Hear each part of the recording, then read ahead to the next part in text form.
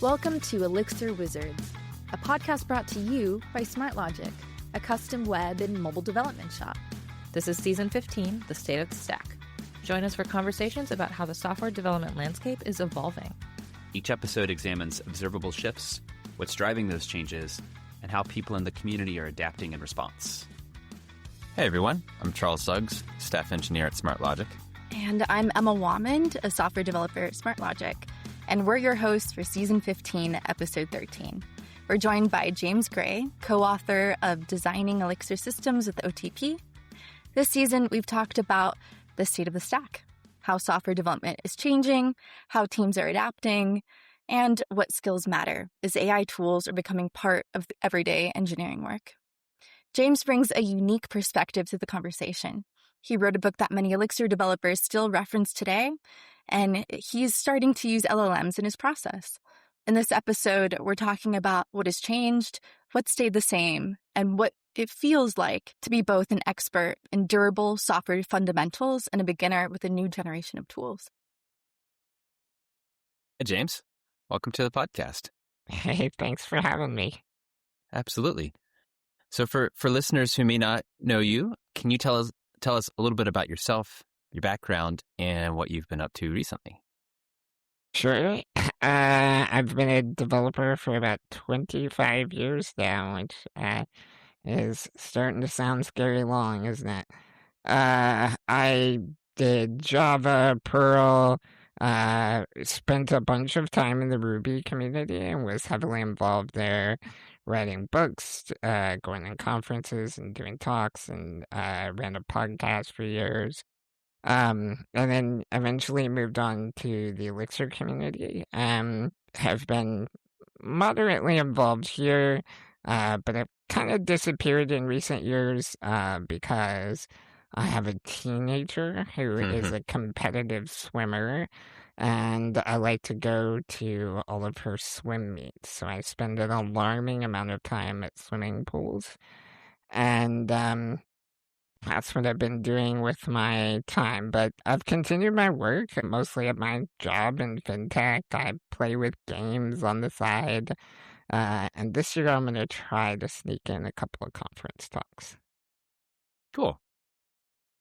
Well, your book, Designing Elixir Systems with OTP, published in 2019. I think a lot of us in the Elixir community are familiar with this book and still reference it today, 7 years later. And it's kind of a big deal considering how rapidly software changes and seemingly at an increasing pace.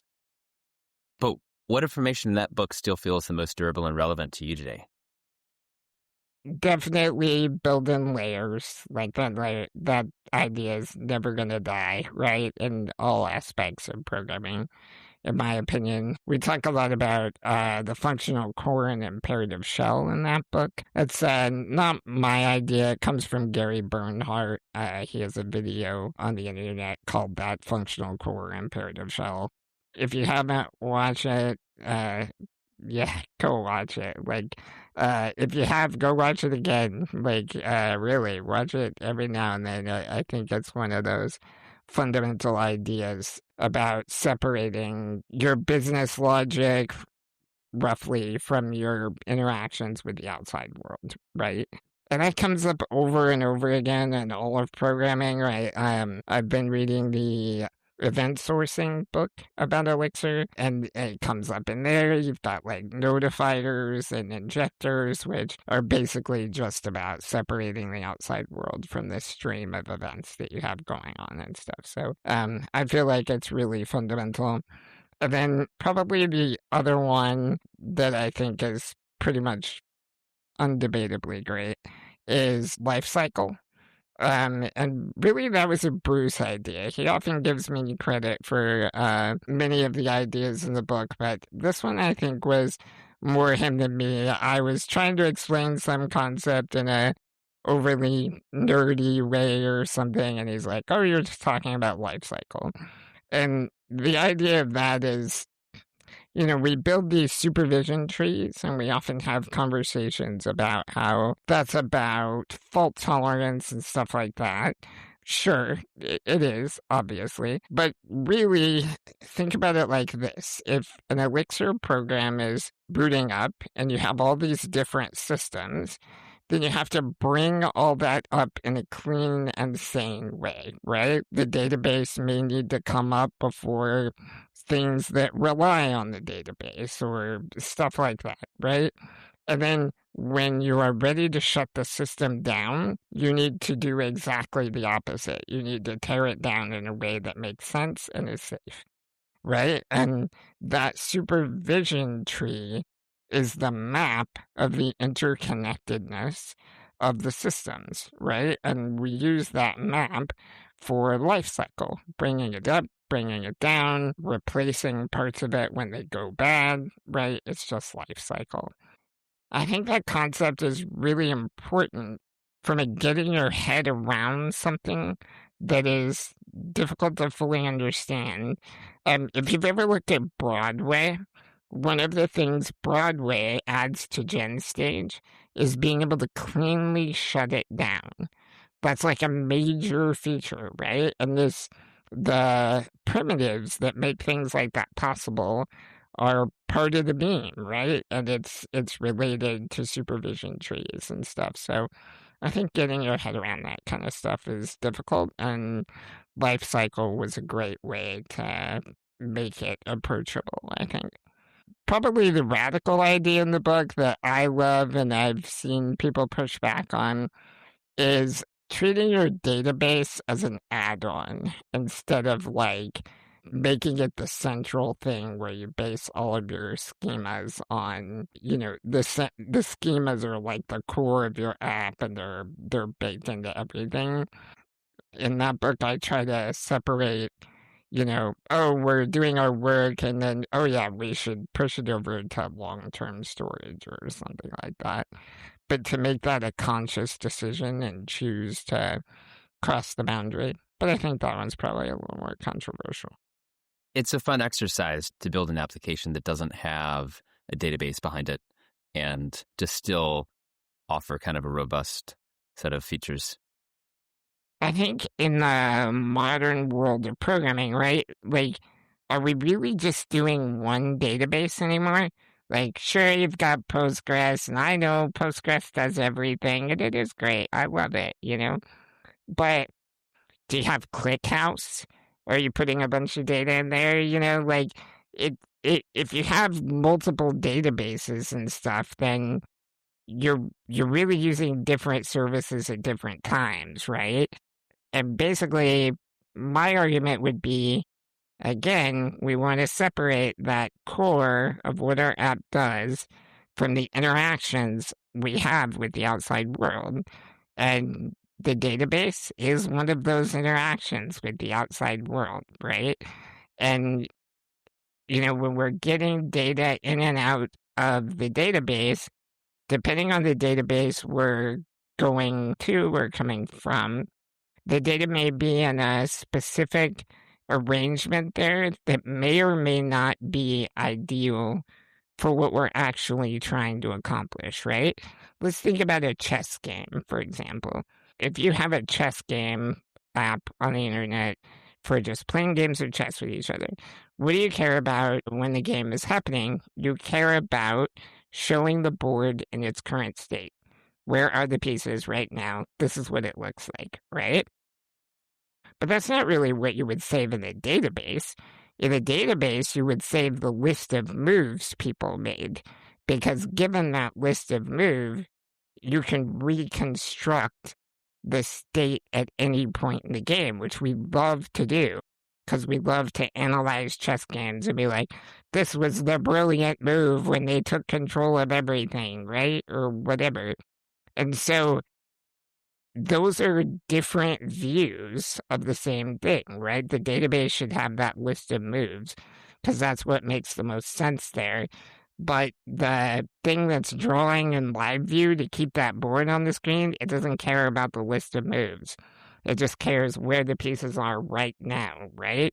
And when we go to that storage form, we should switch to the list of moves. And when we come out of it, we should switch back to a model where we're keeping track of the way the pieces are right now, right? It's like the difference between the shape of the data that's needed for a system that's running and operating versus the shape of data that's needed to run analytics on how that system is being used and to gain other insights from the aggregate data. Totally different shape when it goes over to like your data scientist versus users of the application. Yeah, absolutely. And there can even be parts of your application where, you care about different things on the same data. Like, if you're an e-shop or something and someone's creating an order and putting items in a cart and, getting totals and stuff, that's very different from the business side who's calculating inventory or looking at general stats, like very different applications, right? And I think we should separate those things and handle each one with a data structure that makes sense for what we're doing with it there, right? Absolutely. So going back to the book, are there aspects of software development that feels drastically different compared to when the book first came out? Yeah, AI, right? It's drastically different. That was, I think the book, you said 2019, 7 years ago now. So, yeah, that predates the modern AI wave, right? And are there aspects of Elixir and OTP, the OTP model, that feel even more relevant now compared to back then as AI is up and coming? I think I have a hot take on this one.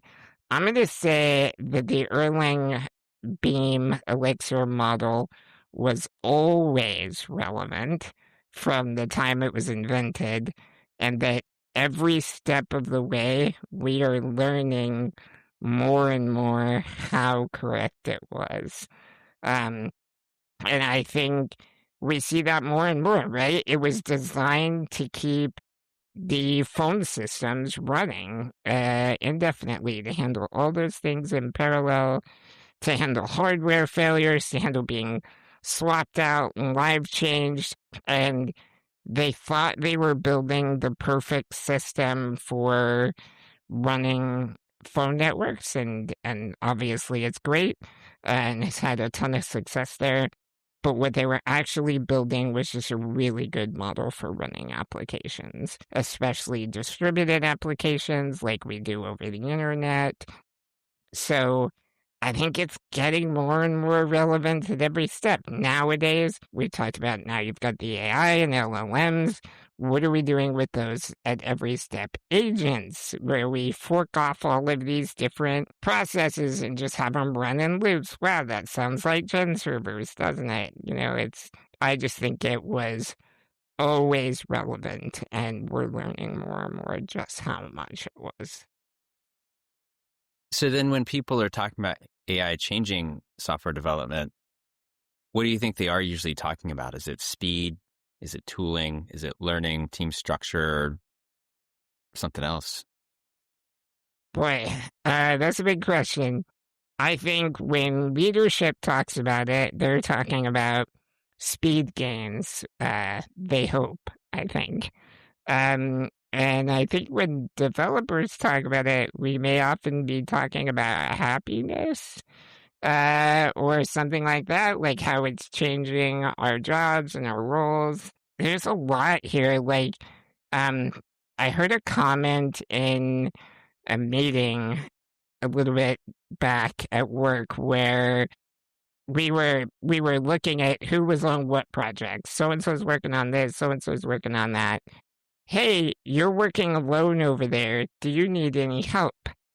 And the developer responded, well, I'm just, issuing commands to Claude and then doing other stuff on the side while Claude works and stuff. So if there was more than one of us, wouldn't we both be bored or something like that? And I think about that comment all the time. Like, is human pairing going down? Is it changing? Like in the era of AI LLMs, Is that a good thing? Is that okay? I don't know the answers, right? Like, pairing traditionally was how we did a lot of things, like check each other's work or rubber duck for ideas, or knowledge share, to prevent siloing and stuff like that. Obviously, the AI can fill some of those roles, but I don't know to what extent that affects the team overall. How are juniors going to learn the things they're going to learn? I listened to your conversation with Bruce recently, which is a lot about this topic, right? How we're going to teach juniors in this model. There's an old paper from Peter Naur. I'm not sure how to pronounce his name. Naur. He's from the Bacchus-Naur form of grammars. Maybe you've heard them. Anyways, it's an old paper, and he has this theory about that when we're building a system, the system actually lives in our heads. It's the collective understanding we have together of what the system is, which is really fascinating, right? When you think about it, like, say you have a handful of developers and they build a system. They obviously know it pretty well. They built it, right?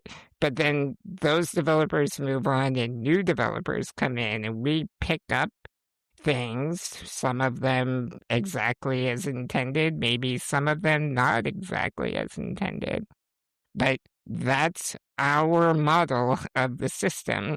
And since we're the ones maintaining it, working on it, using it, then technically that's the model that's in play, right? It's the one in our heads, right, wrong, or otherwise, right? If we're going to farm out all of this intelligence to LLMs and AIs and stuff, then who's got the model of the system now, right? And does that matter? How does that change things? I don't know. It's a lot of huge questions, right? I'm not sure what the answers are.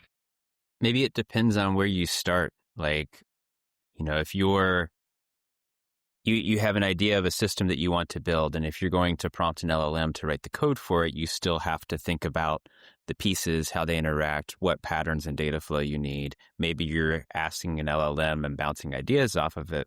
But that also seems like a great opportunity for pairing in designing that system that an LLM may write and together reviewing the output. And that may also be a good opportunity for a senior and a junior to work together, for that junior to learn more of what is the senior person looking at and evaluating and thinking about as they look at this generated code and make some decision about it. Absolutely. I think you're right. I think, I think we're going to have to figure all that out, and that we're seeing big shifts, and we're going to have to say, all the things we've learned in programming up till now, that was great stuff. That got us this far. Some of it was really important. In my instinct tells me that pairing was one of those things that is really important, that we don't want to let go of. Like, I've seen it do amazing things. So I believe that survives somehow in this new world if we get it right. But yeah, some things, I'm sure there are parts we can give up on.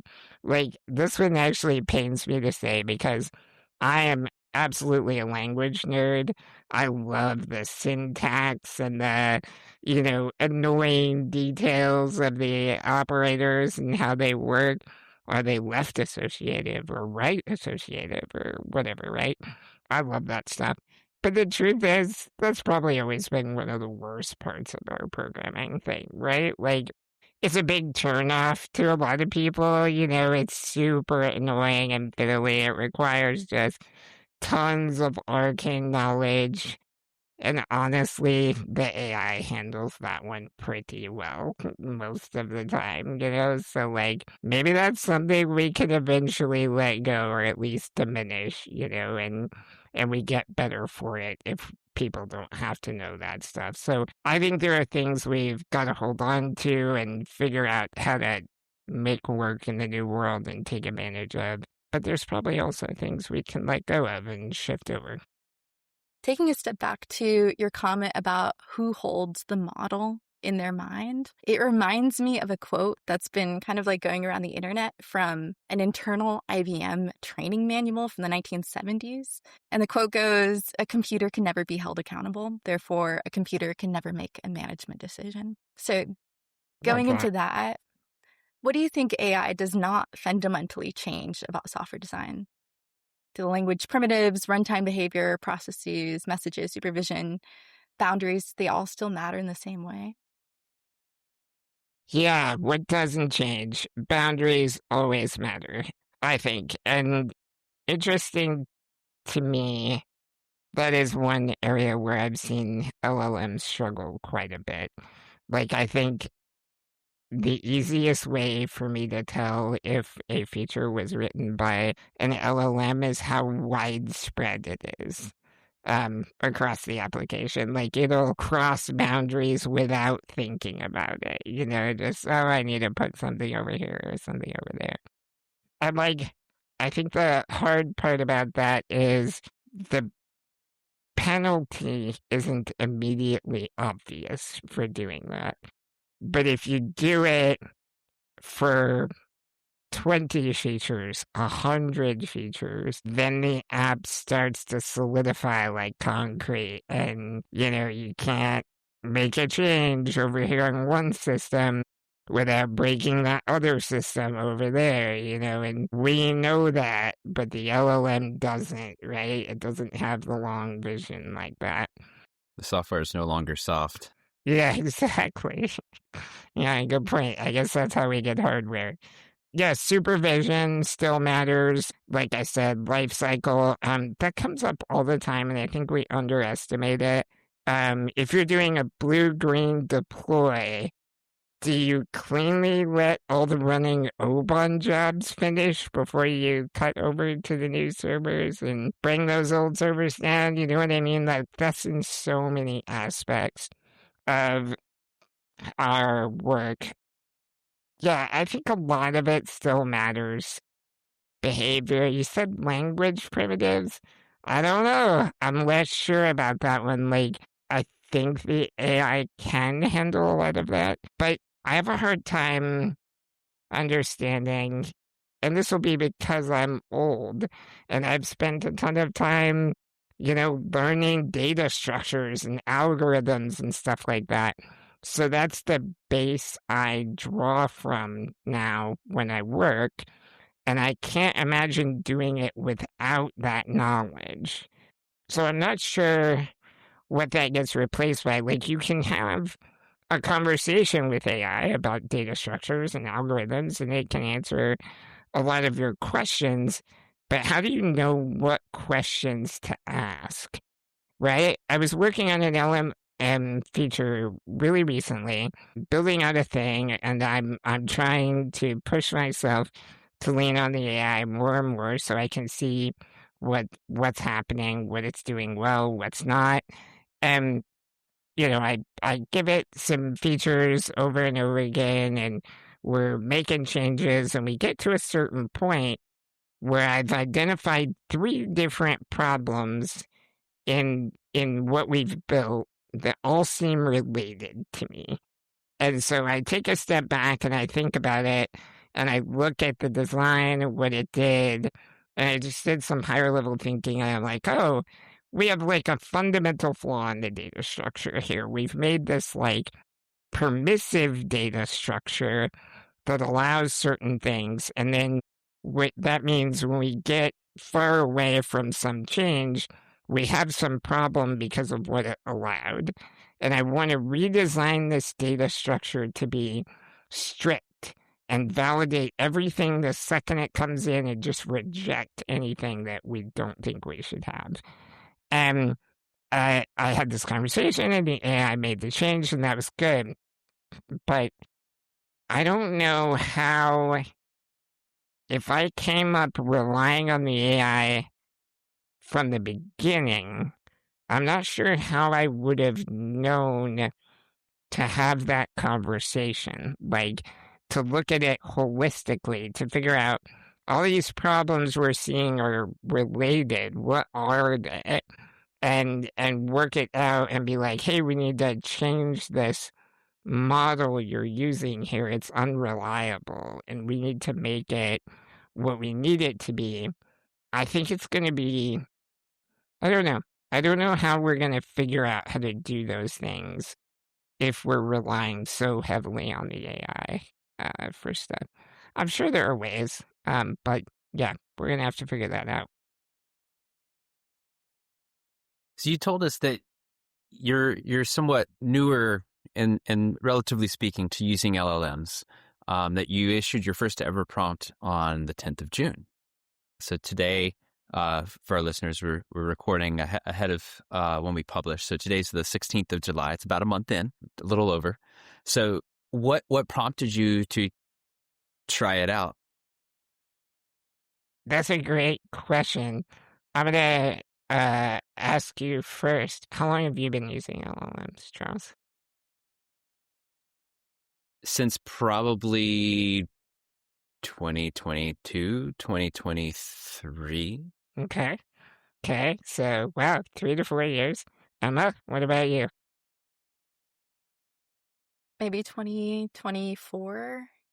Okay. Maybe a little bit over. 2 years, 3 years. Nice. Yeah, I think I was definitely a late adopter. I was real resistant to it, and I think there's a couple of things for that. One, I just gotta say, I think there are a lot of ethical concerns with the use of AI. Yes.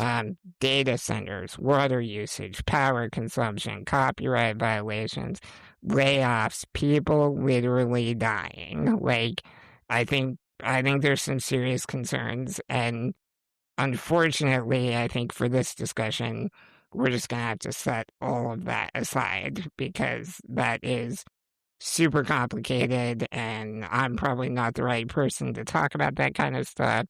But I do think we're going to have to work a lot of that out if this is the future we're aiming for, right? So that, but then also that aside, I didn't really feel the need for it, which I think is interesting to say. I have been programming a long time. I think I've reached the expert level. I'm very comfortable with programming. I've done it in competition under tight deadlines with horrible constraints. Like,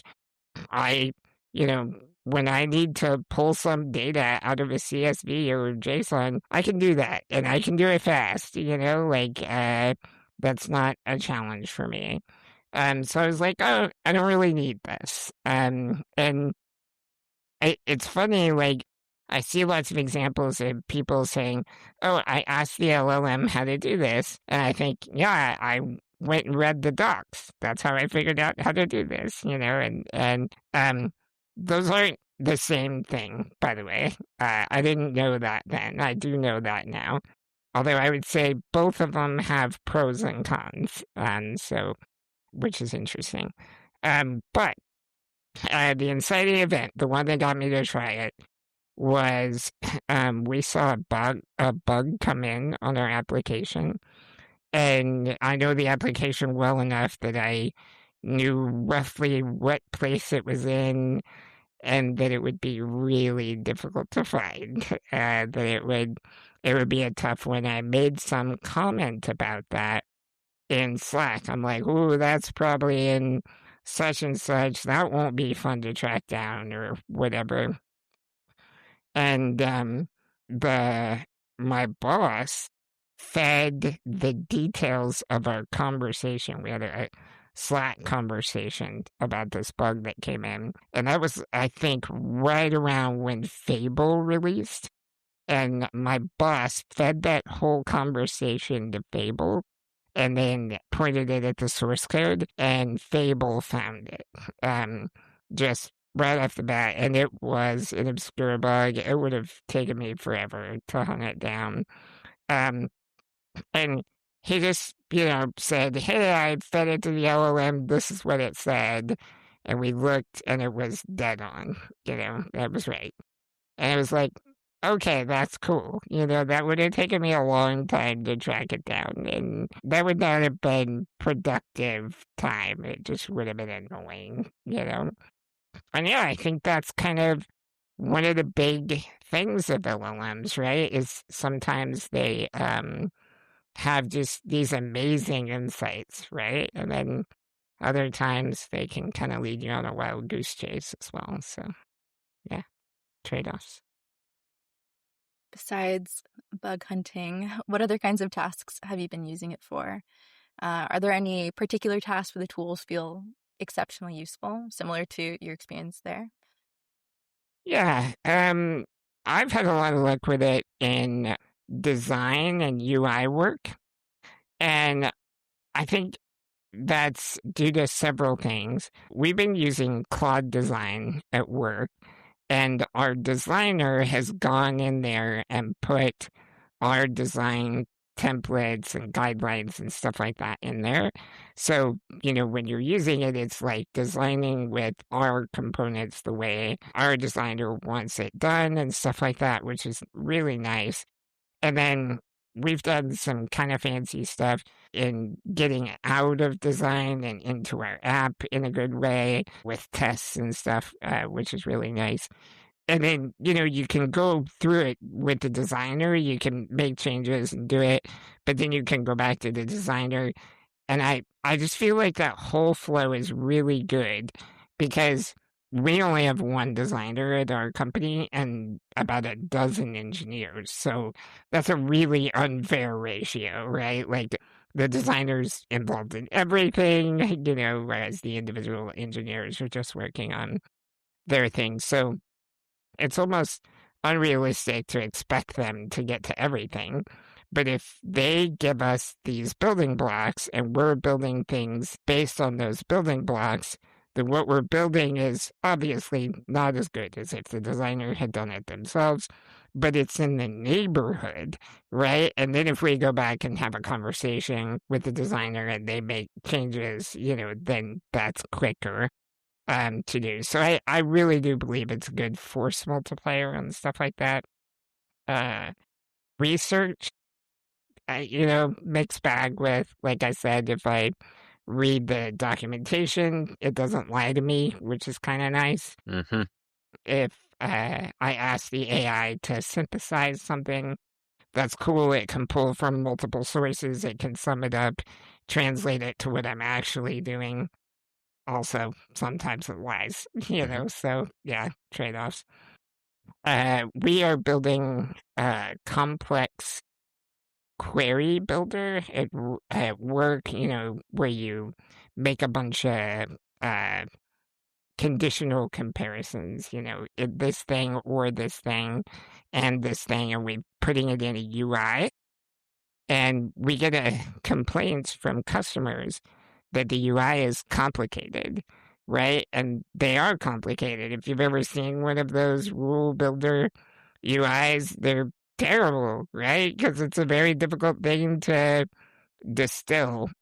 I think that's a great point where we can put an LLM in the UI and you can describe to the LLM what you want and it can go through and make all of those rules for you and set them up, right? Like, I think there's definitely great uses, right, where we can use them in reasonable ways.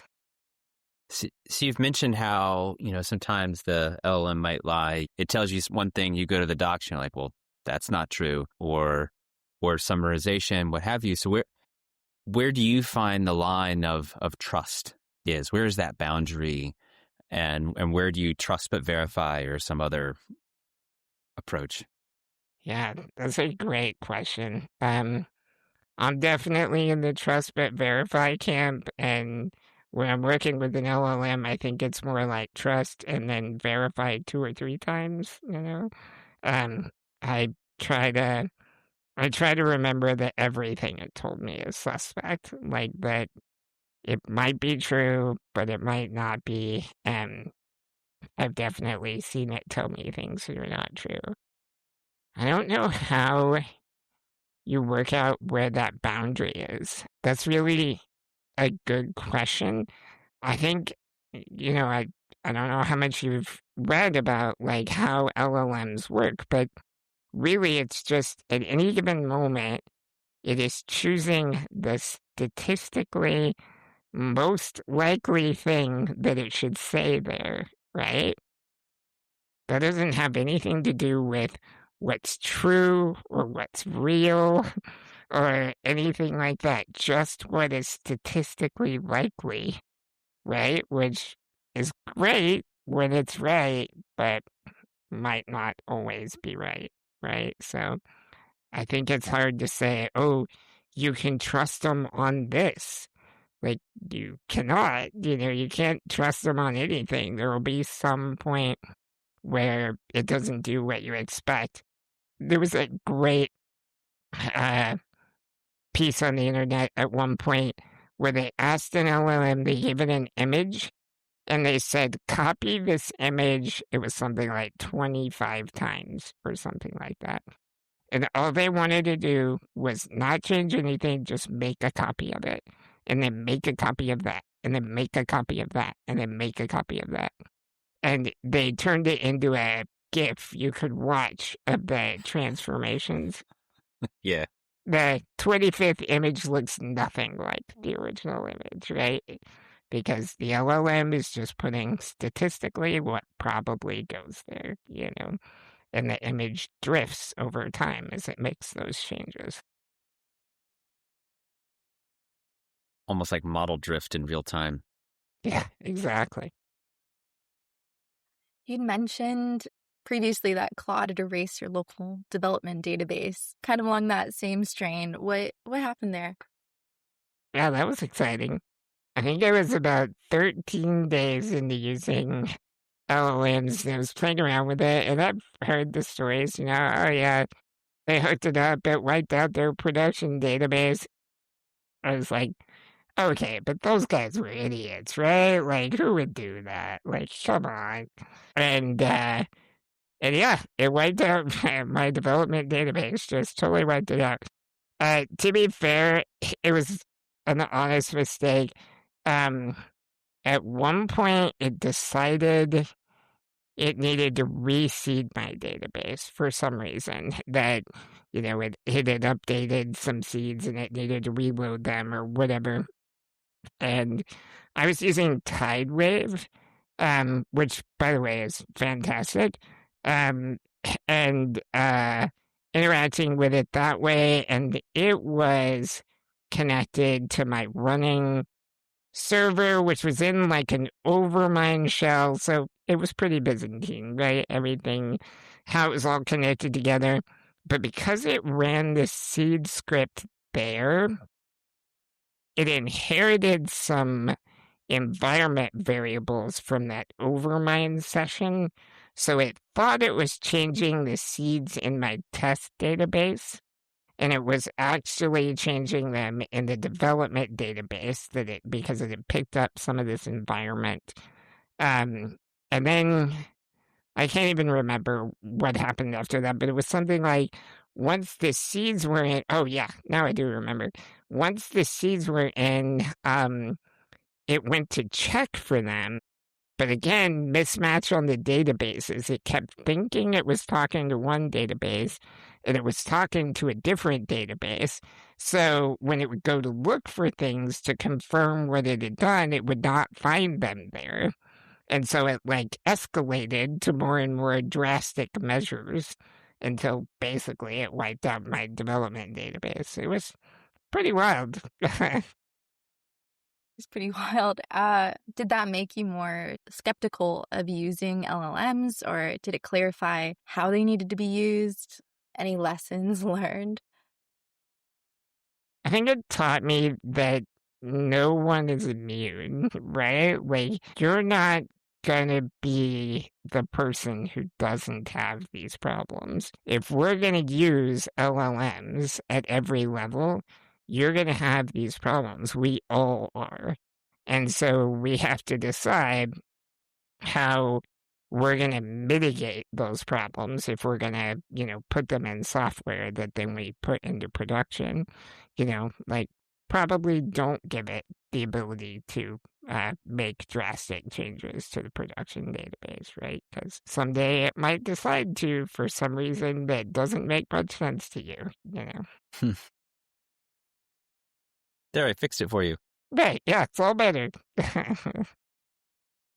So has this led to any changes in your development workflow now that you've spent a month with LLMs? Are they here to stay as part of your workflow? Are you, you've had your fun with it, but you're going back to how you were working before? How's that going now? I'm purposefully pushing myself to use a lot of it right now because that's against my nature, I guess. I've spent so long programming that, that's my instinct. I should be in a text editor. I should be working my way through all this stuff. I should be diagramming out how I'm going to structure this code. So that's my instinct. And right now I'm trying to do the opposite of that. Where will I go from here? That's a great question. I don't have a personal AI account. I have one at work. So I use it all the time at work. But I don't use it when I'm home. If I mess around with a game on the side, I just do the programming, right? Because I find that relaxing and enjoyable, I guess, I'm a strange person, I guess. But yeah, I don't know. Do I think I'll ever get a personal AI account? That's a good question. I don't know. Right now, I don't feel the need. What about places that you want to avoid using it? You've talked about the production database. Yeah, maybe don't use it there.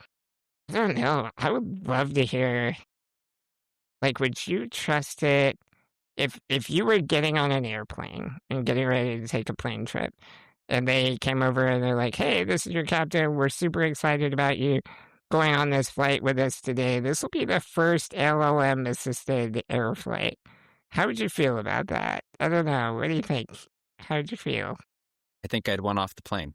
Yeah, I'd be a little nervous, I think, I don't know, but I'm sure it's fine, and I'm sure there are things they could help us with in flying airplanes, but I don't know if I want it making all the decisions about flying the airplane, Security, I think. And I do think, to be fair, I do think LLMs could help a lot in security, that it can check more than we can. But boy, trusting it with security and the control of security, that scares me a lot. Mission critical stuff like pacemakers and stuff like that, I think would really concern me if it was involved there. I just don't want some statistical anomaly to mean, oh, we don't need to pump this pacemaker anymore or something, I think the one that surprises me the most, when I was at companies before the LLM explosion, and we wanted to do something like put up Metabase so that we could easily do queries against the production database, I cannot believe how much legal red tape they made us go through to do something like that, right? But now we can put LLMs in, and I have to go through considerably less legal red tape to do that than can I feed this to an LLM? And they're like, oh yeah, sure, go ahead, And it's like, wait, isn't that shipping all of our questions, code, everything to a third party? We're sure we're cool with that? Yeah, cool. Go for it.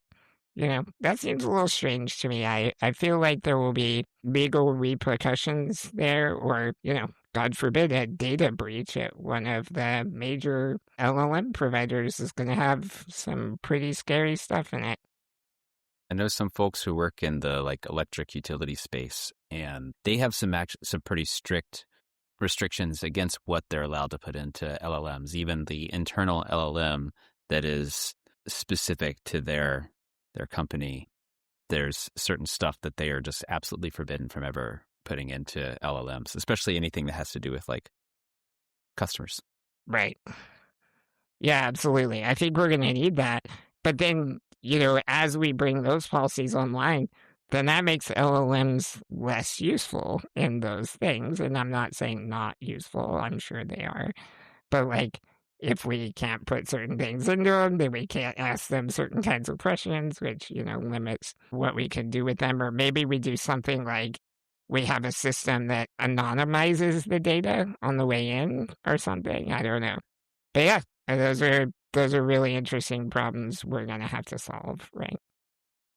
Do you think that there are any mistakes teams may be making by putting too much trust in these tools early now? Anything specifically related to Elixir systems that you would like to touch on there? That's a great question. I'm sure we're making mistakes. I don't know what they are. We're going to find out, right? I'm sure. I do think that there are a lot of things you can do for responsible LLM usage. So I'm going to give you my 2 hot takes right off the bat. 1, if you didn't read it, then don't send it to anyone. Like, that, I think, is... I'm willing to go to the mat on this one. I think that's a requirement. If you're going to have it produce all this text and you're going to say, hey, I did a thing, then you have to read it, right? And I think that's so good. Like, when I have it write out plans, we're going to build this feature, and I talk to it, and I feel like we're on the same page. And it spits out this big plan that it sticks in like a ticket, and I'm going to work later, And then I go read it, and yeah, we're mostly on the same page. And then there's that one paragraph where I can't even figure out what it's saying. And I, delete that paragraph, I'm like, well, we don't need that because I can't figure out what it says. So I delete it, or it says something here, and I'm like, wait, no, we don't want that. And I changed that sentence or something, So yeah, I think you should have to read it if you're going to do it. Remember that I have an LLM too. So if I want to know what the LLM thinks of such and such, I'll ask it, right? So don't ask it and then just paste it to me. That's not useful or helpful, right? I can ask it. The other thing I'll say is, don't stop thinking. I think we get into the trap of, I've handed it off to the LLM. It's thinking now. But that's not what it's like when you're pairing, right? When you're pairing, you're thinking and the person typing is thinking, or other way around. And I've actually been in conversations with developers, and they come to me and they say, okay, I saw this and I asked the LLM and it's saying blah, blah, blah, blah, blah. And I'm like, but we know that's not true, right? And then they'll be like, wait, what? And I'm like, well, you told me X, Y, Z, right? And we know because we built the app that we never do this, right? So therefore, what the LLM said can't be right? And they're like, oh yeah, good point, or something, And it's not, I'm not calling anybody out. It's a trap anyone can fall into. It's a trap I can fall into. Their statements are always so confident, right? Like, oh, I tracked it down for you. It's in this spot or whatever. I saw a great conversation the other day in Slack. We have it in Slack, and we can interact with it by, at messaging it. And this developer was hunting down a bug, and it was so educational for me to watch, because they were like, hey, what is this? Blah, blah, blah. And I bet 5 different times the LLM was, I've found the root cause, or I've tracked it down. It's definitely this. And each time that developer would go run the query or whatever, that proved the LLM was wrong about that, right? And then feed it back to the LLM. And when I first saw this, I thought that developer had gone mad.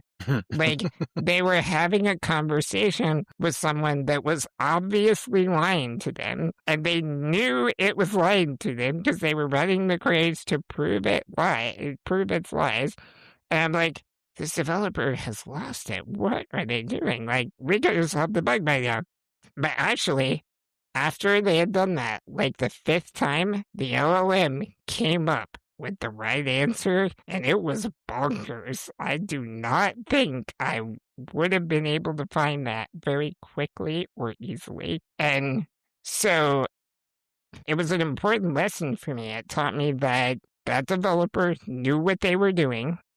They were still thinking, right? So the LLM was throwing out hypotheticals. They just weren't phrased as hypotheticals, right?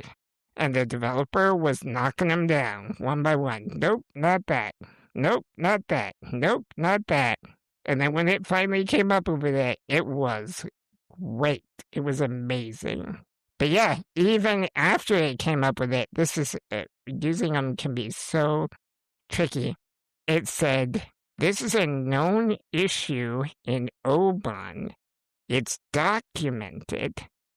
And it explained the issue to us. And then the developer said, that's interesting. Where's the documentation?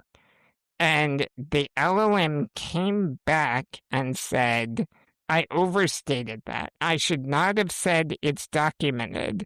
But by then it had put us on the right path, and we were hunting through the documentation, and I found it. It is documented. So it knew that it was documented, figured it out, told us what it was, but then we were like, great, give us the docs. It couldn't do that, right? There's an interesting dichotomy here. So you're an expert in Elixir, OTP, but you also describe yourself as a newbie with AI tools, as we've been talking.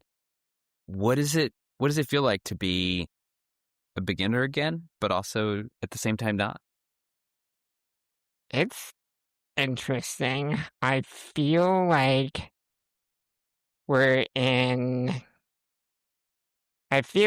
I grew up a craftsman in programming, and we're in the industrial revolution of programming.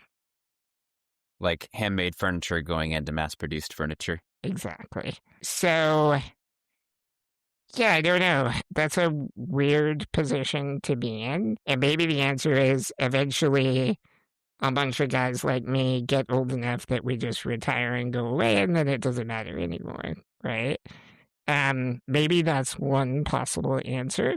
But for right now, when things break or we have to understand complicated things or stuff like that, at least at the companies I'm working at, we're still going to people like me for those answers.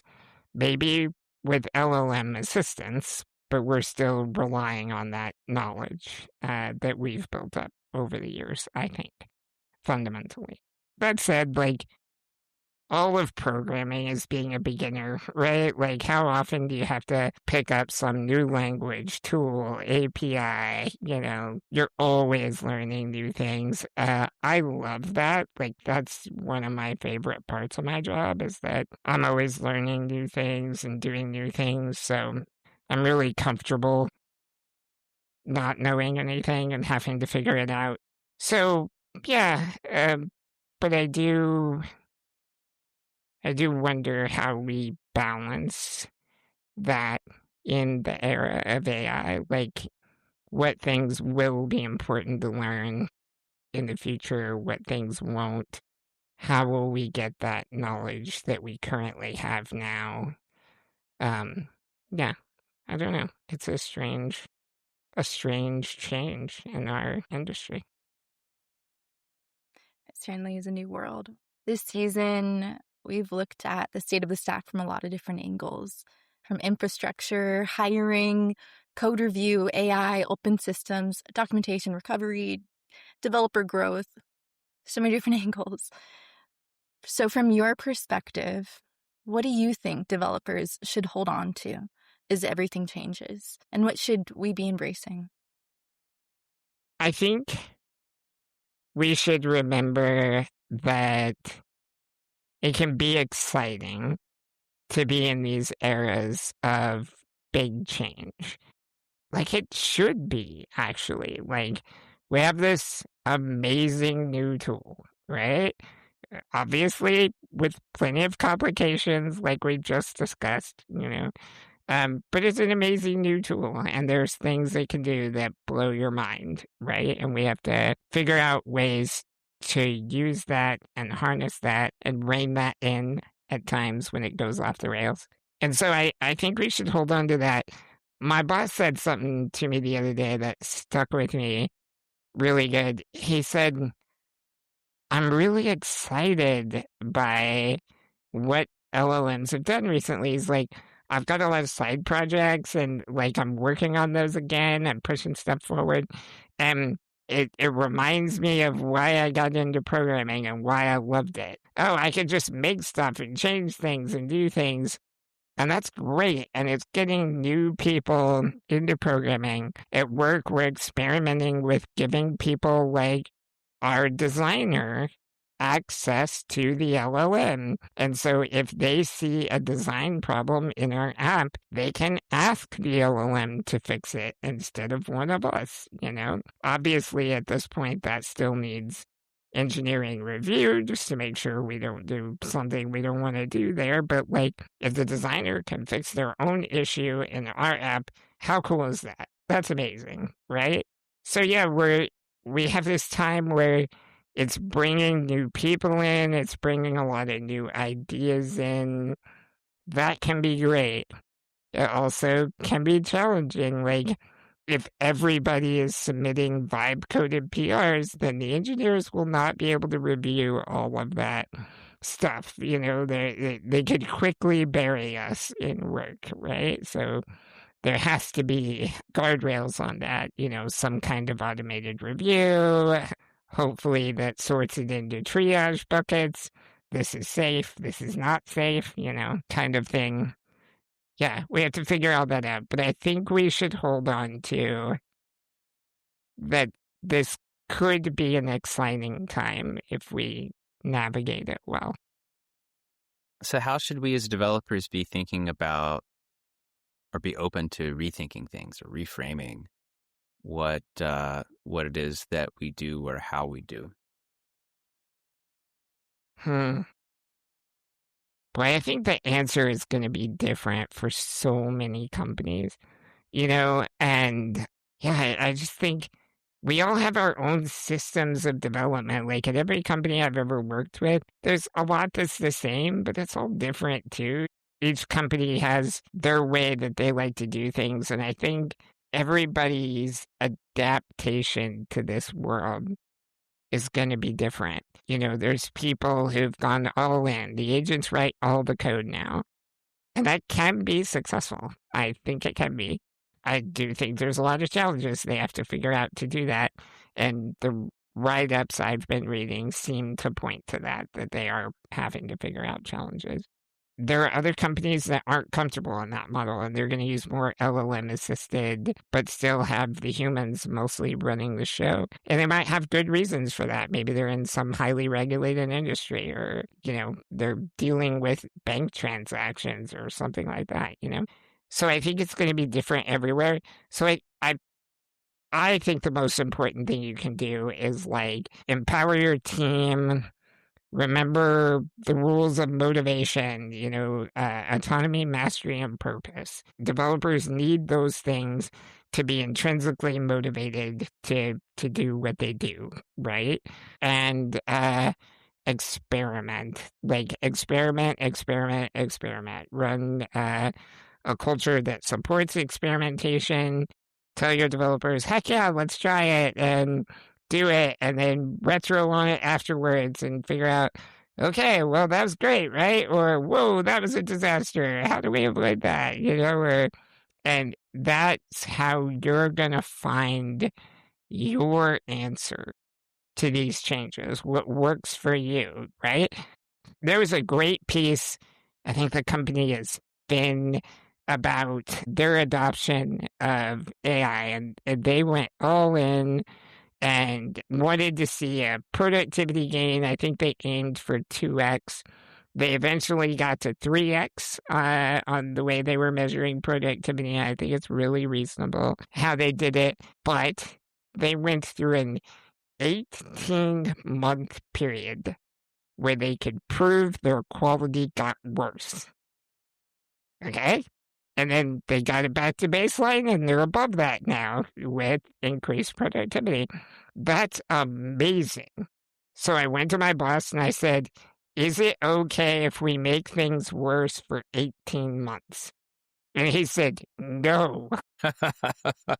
Right? And that's like great. Like, that's a great conversation to have and be realistic about.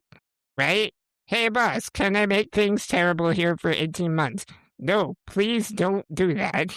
Like, we're a startup. We have a limited amount of runway. I can't have you eat it up all on this, right? So then you have to be realistic about what you can do for you, right? Their particular plan doesn't work.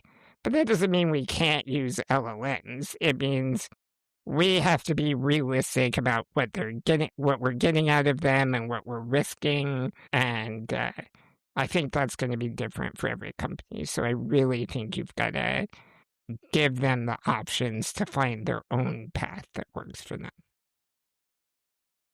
So you'll be speaking at ElixirConf this year, as I understand it. Does your talk connect to this conversation, or is it going to be about something else? It's something else. No Something AI. We did a big migration at my company recently where we took one of the beating hearts of our system and replaced it completely over a series of months while the app kept running the whole time. Very much pulling the tablecloth out from under the dishes kind of thing. And so I'm going to walk through how we did it, what we got right, what we were totally wrong about, things like that. But from a standpoint of what is expertise, and basically the point I'm going to hopefully show there is that you don't go into a project being an expert. If you do the project right, you come out the other side having become an expert on that thing, right? We didn't know how to do it in the beginning, and we figured it out along the way, right? That's what I'm going to talk about. Sounds pretty interesting. Yeah. James, is there anything else that you would like to share with our audience? And where can people follow your work?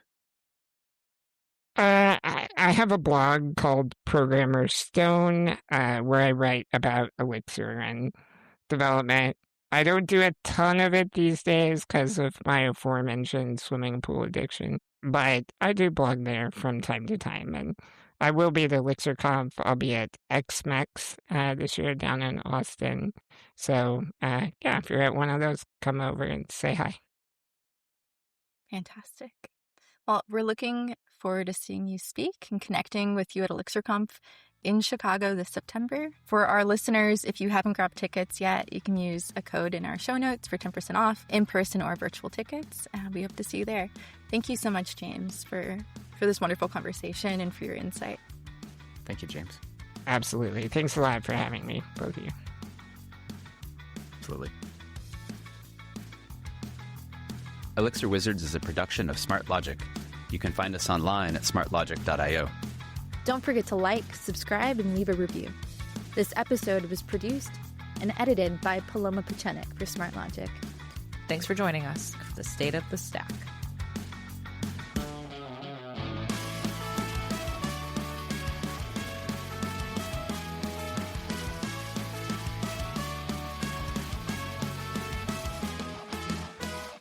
Hey, this is Yair Flicker, president of Smart Logic, the company that brings you this podcast. Smart Logic is a consulting company that helps our clients accelerate the pace of their product development. We build custom software applications for our clients, typically using Phoenix and Elixir, Rails, React, and Flutter for mobile app development. We're always happy to get acquainted, even if there isn't an immediate need or opportunity. And of course, referrals are always greatly appreciated. Please email contact@smartlogic.io to chat. Thanks, and have a great day.